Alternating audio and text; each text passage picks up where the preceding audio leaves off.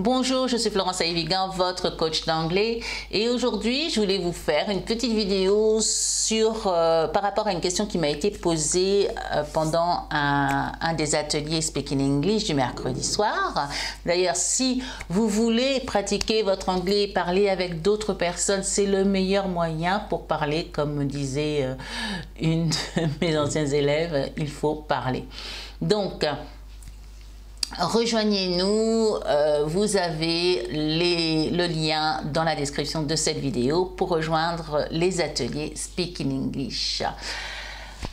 Alors aujourd'hui, donc la question, et je remercie Christian d'ailleurs, la question qui a été posée et qui a servi à tout le monde, c'était par rapport à la forme du verbe après used to. Used to qui veut dire être habitué à, hein, ou était habitué à, et c'est là toute la différence. Donc il se demandait pourquoi quand on met used to, des fois le verbe qui suit est à la forme, est à l'infinitif, la base verbale, et des fois il est en forme ing. Pourquoi est-ce que ça change? Dans quelles conditions il faut mettre? Quand est-ce qu'il faut mettre used to plus le verbe à l'infinitif, et quand est-ce qu'il faut mettre used to plus le verbe à la forme ing? En fait, la réponse, elle est dans used to, c'est-à-dire used to tout seul, il ne faut pas le confondre avec be used to et encore moins avec get used to. Je m'explique. Quand on dit used to, on va mettre le verbe à l'infinitif ensuite, et là on parle du passé. C'est-à-dire, j'avais l'habitude avant de fumer, par exemple. I used to smoke a packet a day. I used to smoke a packet a day. J'avais l'habitude de fumer un paquet par jour. Effectivement, malheureusement, c'est vrai, mais ça fait longtemps que j'ai arrêté, hein, je vous rassure. Donc, I used to, j'avais l'habitude de, plus verbe à l'infinitif directement. I used to smoke. I used to swim every Monday. Mais ça, c'est dans le passé, c'est-à-dire qu'on ne le fait plus. D'accord? Je fumais avant, mais je ne le fais plus. Je nageais tous les lundis. I used to swim every Monday. Et je ne le fais plus actuellement. Donc, used to plus verbe à l'infinitif dans le passé. Ok.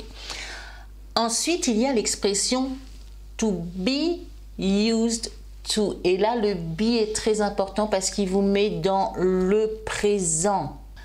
Avec l'expression be used to, le verbe qui suit est à la forme ing. C'est maintenant, c'est ing. Pensez à ça. C'est maintenant, c'est ing. Donc, I am used to watching TV in English. Par exemple, ce qui est vrai. I am used to watching TV in English. Et je vous conseille de faire la même chose, c'est-à-dire, je suis habituée à regarder la télévision en anglais. D'accord? Je mets toujours la version originale des séries, des films, et en général, c'est américain ou british, mais en anglais. Donc, to be used to, suivi du verbe à la forme ing. Et vous avez aussi l'autre expression avec to get. Get used to, c'est comme en train de se faire. C'est prendre l'habitude de, en fait. Donc, c'est présent et puis ça se déroule. Alors, c'est encore plus du ing, on dirait. Donc, ce qui veut dire, je prends l'habitude, je m'habitue à, petit à petit, je m'habitue à, je prends l'habitude de. Par exemple,